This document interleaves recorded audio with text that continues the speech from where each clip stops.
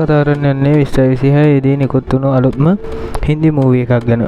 මේ ඩ්‍රාමා එකේ romantic comedy drama එකක්.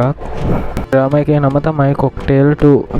මේ ඩ්‍රාමා එක පළමු කතාවට සම්බන්ධ කතාවක් නෙවෙයි. ඊට සමාන තේමාවක් සහිත නව චරිත හා නව කතාවක් විදිහට මේක හඳුන්වන්න පුළුවන්.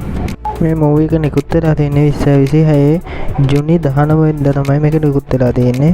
මේකේ ප්‍රධාන නළු නිළියන් විදිහට ශාහිද් කපූර්, කුනාල්, රශ්මිකා මන්දන්නා, දියා, ත්‍රිති සැනෝන්, ඇලි, ටිකු තල්සානියා, මාකට් බෙනිටන්, එඩුවාර්ඩෝ, පුල්කිත් සමරාට්, අන්ෂෝල් වැනි නළු නිළියන් මේ ඩ්‍රාමා එකේ රඟ දක්වනවා.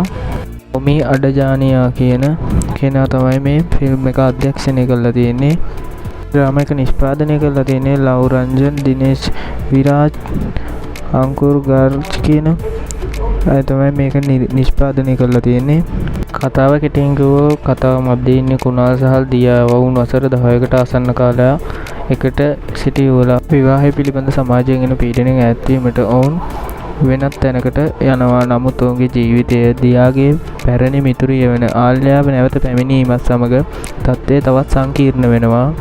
මේ නිසා පැරණි මිත්‍රත්වය, ආදරය, විශ්වාසය සහ සම්බන්ධතාවය අතර ඇතිවන ගැටලු නිසා කතාව කොමඩි සහ ඉමෝෂනල් ඩ්‍රාමා එකක් බවට පත් වෙනවා.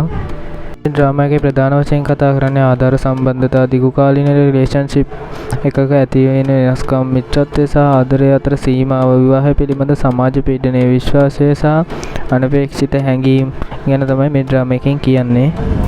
මේ ඩ්‍රාමා එකේ ප්‍රධාන රෝගත කිරීම 2025 අගෝස්තු මාසයේ ආරම්භ කළා 2026 ජනවාරි තමයි අවසන් කරලා තියෙන්නේ.